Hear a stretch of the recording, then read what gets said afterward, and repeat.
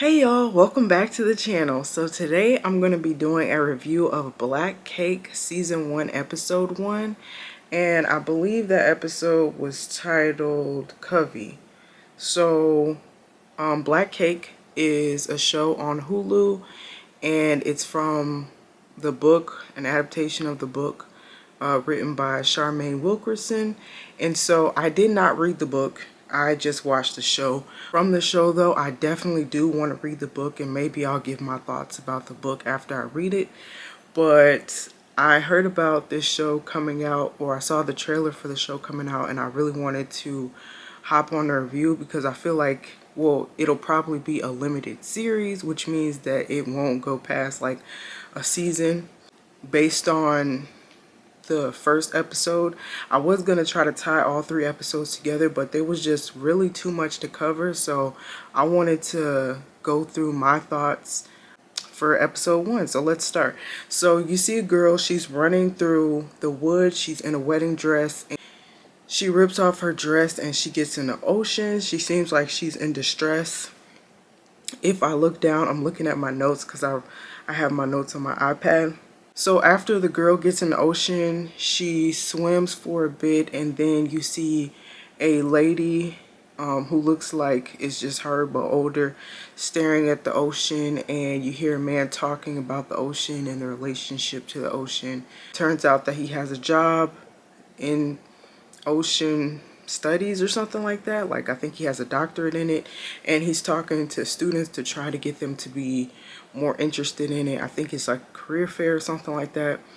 So while they're showing 2 scenes at the same time, they're showing her son, whose name is Byron, and then her getting into the ocean. She's getting on a surfboard. He also talks about how him as a young black man being on a surfboard was something that people didn't see a lot or thought was not weird but out of the normal. And she was explaining, his mom explained to him that that's very normal. That's something that they do in the Caribbean where she is from. So while he's talking, I also see a younger girl ignoring a call from Byron, and we see the lady in the ocean go under. She was on a surfboard, she goes under, and then the next thing we see is them at the hospital.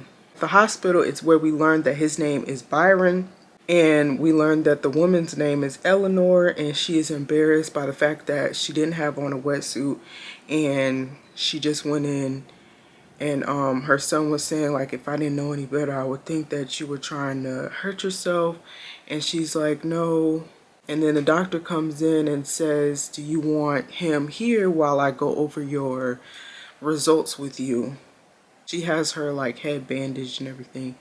So she says that, oh, it's good that, you know, you were able to come out okay, but they found a tumor, and basically it seemed like it was in its last stages or whatever. Byron looks very upset. He exits the room, and I believe that's when he calls his sister. Okay, so in this scene, Byron says something about the orphanage, and I thought it was interesting that she kind of looked away. Not looked away, but she didn't look like, yeah, the orphanage when he said that. Like, she didn't look like she didn't look like she understood, not understood, but was like, yeah, the orphanage, like recalling her past at the orphanage. And so I feel like if he would have paid attention, then maybe he would have saw like, oh, she's not telling the truth. Yeah, I just wanted to mention that I felt like Byron maybe could have seen through his mother, but maybe not. I don't know. Maybe she was convincing his whole life or something. I don't know. So when we see Byron try to call his sister, he ends up just texting her because her voicemail says something about just leaving a text instead of trying to call. He leaves a text and says that mom had an accident, it's fine, or something like that. The next thing you see is Byron. He's sitting in front of, not sure what the character's name is, but the actor's name is Glenn Turman. He is the person that is going to be reading the will. So turns out that the lady Eleanor passed away, his mother, and he's at the like final reading for the will. I don't know if this is before or after a funeral. I guess it doesn't matter, or it might be explained later. And Basically, he was saying like, oh, his sister's not gonna come, she's 30 minutes late. The sister comes in and she looks at Byron. She's like, oh, I'm so sorry, I'm late. And she was telling him like, give me a hug. They kind of go back and forth a little bit. Byron upset that she never, like, I guess reached out to see what was going on with their mother. Well, she said, I sent you a text, or you sent a text saying that she was fine. And he was like, that was a year ago. And so then the older gentleman speaks and he says that your mother became talkative like in the last stages and she wanted you guys to hear what she had to say. Now before he says that, he does give Byron a card, and in the card she says that she made a black cake for him and his sister to share. He was like, oh, I guess we'll do that after we're done here.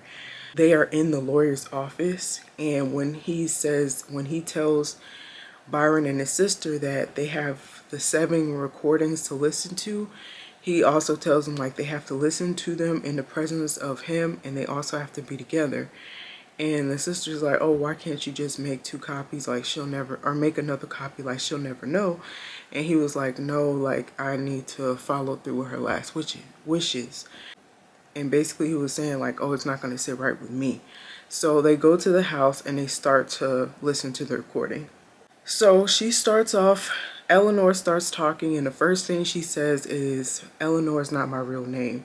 And then she also goes into the story of there were 2 girls who grew up in the 50s and the 60s in the West Indies, and she doesn't say the name of the island they're on, but she goes into the story of her parents. You see her with Bunny, who is her best friend. And at first I was mistaken. I thought that Bunny was her sister. She's not, as we'll learn later on. But and I don't know why I thought that, because they look very different. But anyway, she says that they grew up together, and then you see her parents on the beach. Her father, I believe, is Chinese. I'm not sure. Of Asian descent, and her mother is a darker skinned woman. And he was saying that, oh, we've done well for ourselves. And then she explains that her name is Covey, or Coventina, as we learn later on. And she's swimming with Bunny in the ocean, and her mother and father are looking off from the beach. And then this is when her mom says, her father says, we've done well for ourselves. They have a little store, and then the mother says we could do better. And basically telling him like, I want you to stop gambling, X, Y, and Z. And he's like, oh, a lot of people who buy from the store don't have money. They buy on credit. And yeah, he's like, I have to continue to gamble and do what I'm doing. So we learned that her mother leaves her father and Covey behind at age 11, or when Covey is 11. Because it just seems like the father was not able to get it together as far as the gambling is concerned.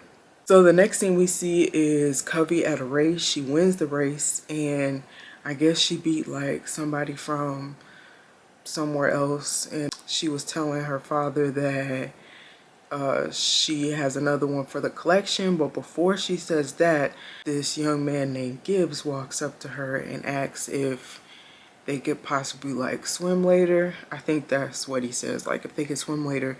And her father interrupts the conversation and is like, oh, what do you want with that boy? You need to focus on swimming, X, Y, Z, like focus on swimming and school. And so she was like, yeah, like she's focused on it or whatever. She was telling him that he's going away to school in England and he's going to study law. So after that little conversation between the 3 of them, and Covey walking away and talking to her father, and her father saying like, you can't date yet until you turn 18. Gibbs, she walks back over to Gibbs and she says that she, does want to spend time with him. He says like, I want to spend the time that I have left with you. I'm not on the team anymore, which is why he was not able to race. Bunny walks over and is like, oh yeah, your father's just looking out for you, X, Y, and Z. And then she tells Gibbs that I'll swim with you for like an hour, but then I have to finish up training with Bunny. So they go to the beach, all three of them. Bunny is surprised that she is going to go to the beach with Gibbs. I'm not sure if she knew that Gibbs and Covey were like a thing, or they were talking or together. It kind of seems like she doesn't, but I don't know.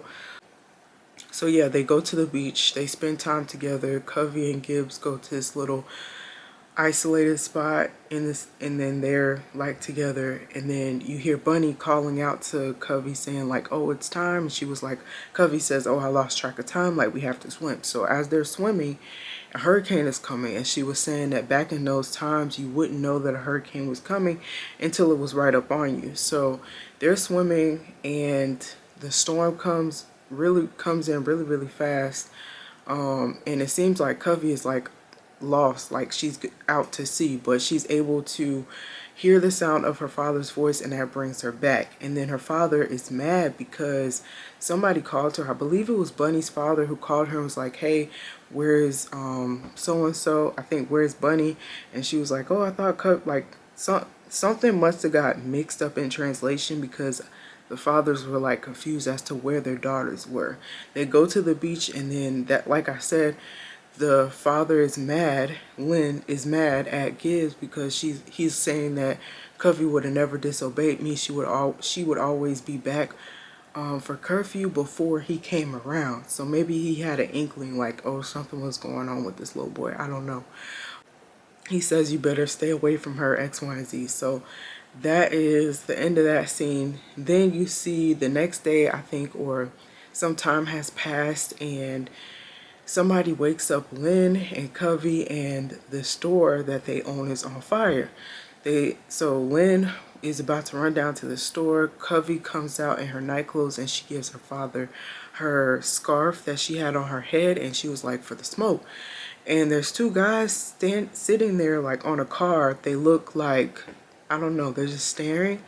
They kind of look like up to no good. So they're staring at her. She runs back into the house because she starts to feel uncomfortable in her night clothes.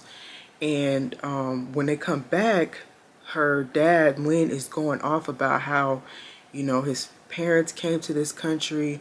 He married one of the girls from here. He has a daughter who's half, I'm gonna assume Jamaican, I don't know, but some Caribbean. He says he married a Caribbean girl, but he still doesn't feel accepted by the Caribbean people. Yeah, it's not something that an immigrant would say, but it's something that I feel like people talk about who come to this country and they don't like feel accepted or whatever. I found out from a food show that I used to watch. I forget what it was called, but it was like this food show that traveled to different countries. And one day they were in Jamaica, and they were talking about this large Chinese population that immigrated there. And I feel like a lot of people still don't know anything about Chinese Jamaicans, but I think there are like a lot of them, and they have like a thriving culture. And so I just felt like, oh, maybe she's like a Chinese Jamaican, or he's like a Chinese Jamaican. So anyway, he's mad, and while he's getting worked up, him and Covey get into an argument, and Pearl is there. Pearl is the best friend of the mother. I forget the mother's name. And Pearl basically stayed behind to make sure that Covey had somebody that she could trust and talk to. But she's also employed by Covey's father, Lynn. In his anger, he calls Covey's mother a racial slur. I'm not going to repeat it because I don't even know what that means exactly, but it sounded bad when he said it. I think that he leaves, and Covey is just crying to Pearl about how, things are messed up. Things are messed up because Lynn knows that his shop was on fire on purpose. Also, after the whole fight scene between Covey and Lynn goes down to where they gamble at, I think, and he's just watching. And Bunny's father, I didn't know it was Bunny's father at the time, offers him money, and he takes the money. Then I think you see a scene where Covey is dancing in her house. The doors are open, which I thought was weird, but maybe that was like a common thing. Like, definitely not now. You can't leave no doors open to nothing, because no. Um, but the doors are open to her house. She's just dancing, having a good time. Looks like she was cooking some food or something. And little man comes in and he basically threatens her and he says like, you better mind your manners around me. That little boy Gibbs cannot get your father out of the situation that he's in right now. Yeah, it sounded like a threat to me. So, and I thought it was weird that he was mentioning Gibbs because I was like, okay, like, sir, how old are you? You're like 40, you're old enough to be her father. So then we come to understanding after little man makes his threat and leaves. Covey is super scared. I think she locks everything up. She goes into her room. It looks like she puts on a sweater that maybe her mom had or own, and she cries into the sweater and she screams. So then her father comes home and he explains to her that little man came by because he gave him permission. And I was like, that's when I was like, okay, what's going on? This show, I was like, this show is crazy. Like, if you're not watching, you need to watch. You need to watch. But let's chat down below. But when the dad came back and was like, I gave him permission to court you, and then she's like, why would you do that? And he was like, oh, well, it's only going to be one way out of this mess. I was like, that's your mess. That's your mess. That's your mess, sir. And she's like, what? And he's like, yeah, I gave him permission to court you. She was like, that's crazy because I can't even date, basically. And then the dad's like, look, there's only going to be one way out of this. Like, you need to marry him. She was like, wait, from court to date? And so then she's like, basically like, please don't do this to me. Please don't do this to me. That night, she sneaks out to tell Gibbs, like, hey, tell him what's going on with her. And she's like, hey, this is what's going on. I don't want to marry him, but this is basically like what I have to do to help my father get out of trouble. Gibbs, in turn, invites her to go to London with him. He's like, hey, let's go to London early. We can leave tonight, da da da. She's like, hey, I didn't expect you to say that, but I can't leave him. Like, at this point, she still wants to help him, protect him, do what she can, even though I feel like that was, I don't know, him like offering his daughter for this man to marry is just crazy to me. So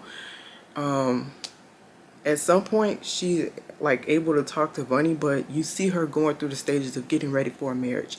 She has on her wedding dress, she's getting fitted, she's trying to look cheerful for him, little man. And they get to the wedding day and Bunny comes in. Well, they get to the wedding day, but right before the wedding day, she goes in and Pearl is making a cake. And she's like, who paid you to make the cake? And she said, your father, of course. And so that's when she's like mad at Pearl because she says, you're supposed to be looking out for me. You're not looking out for me. And now I'm about to marry this man and you're making a black cake. This is when they go over the history of the black cake and how it was a marriage of the cultures between the British settlers, I think, and like the native culture on the island. And it was like it descended or it came from British plum pudding. So yeah, they go over that fact, which is interesting. I never knew that. She's just very upset. They get to the wedding day. Bunny brings in a necklace from her mother, and she's like, Pearl said that Pearl didn't want me to let you not wear this dress on your wedding day. She puts the necklace on and she's like, hey, like just like on long swims, just try to get through it, like it'll be okay. You could tell that Covey's not with it, which I wouldn't be either. I completely understand how she feels. And then next thing you know, her dad comes in and she tells her dad, like, after this, you're dead to me, X, Y, and Z. I was like, okay, yeah, rightfully so. So as we go through the scene of her about to say I do, the dad realizes like the mistake that he's made of giving his daughter away to this man, but she's technically at that point Mrs. Henry. So they're sitting at the wedding reception. Pearl and Lynn are fighting, and then you see Bunny talking to Covey. Now Covey looks like she's not in a great mood, obviously, but she just like smiles for the picture and stuff. Little man's like, hey, like somebody he was like talking to, no, he comes over to the table. I don't remember what he said, but then Bunny said, when are we going to see your dance moves? It was at that point that Covey and Bunny were talking a little bit more, and then Bunny drops a piece of cake, drops the cake on Covey. And then that's when little man's like, hey, I need somebody to clean up my wife. And he takes, I don't know if he took a sip of something, but I thought he took a sip of something. And this man literally took a sip, and then if you've ever seen Game of Thrones, when Joffrey dies, it reminded me of that, but not as dramatic, of course. But he takes a sip, he starts coughing, like pus comes out of his mouth, and he basically just dies on the floor because it was just like so sudden. So it had to have been something that he ingested. So while that man is like dying, Covey sees this as an opportunity to run, and she runs out, and that takes us back to the opening scene of the episode of her running to the ocean to leave. So while she's running out, a whole bunch of other things are happening. Little man's brothers are beating up Lynn, and the police come, and after that they're questioning Lynn, like, where did your daughter go? Lynn's like, I don't know, my daughter is missing, like, I need y'all to find her. And they end up calling off the search because they're like, oh, it's late, like, they're not gonna find her, X, Y, and Z. Bunny says to Pearl, she's like about to cry, she's like, no, she can't be gone. And Pearl says something to the effect of like, oh, she might not be. So, or no, Bunny realizes like she might not be gone. Let me go see if she's at the spot where they like to swim. She ends up finding Covey. She gives her all the stuff that Pearl gave her and says, Pearl is the only one who thinks that you're still alive. You gotta leave, get on a boat to London tonight. So that's exactly what she does. She gets herself together, she changes clothes, she gets on that boat, and she don't look back. Okay, so then the ending scene, she gets on the boat to England, she leaves, she looks out at the island one last time, and then we see her in a boarding house where she had gotten instructions to go from Bunny via Pearl. The boarding house took in island girls in England. So she gets there, she has a roommate, the roommate's name is Eleanor. And the last line of that episode was crazy because she was like, in order for me to survive, Eleanor had to die. So of course people were thinking like, oh, this is crazy. But yeah, so anyway, that's where episode 1 leaves off. Yeah, if you guys like this episode or if you want to chat about it, please hop down in the comments. I hope you guys enjoyed this video, and I'll see you guys in the next one. Bye guys.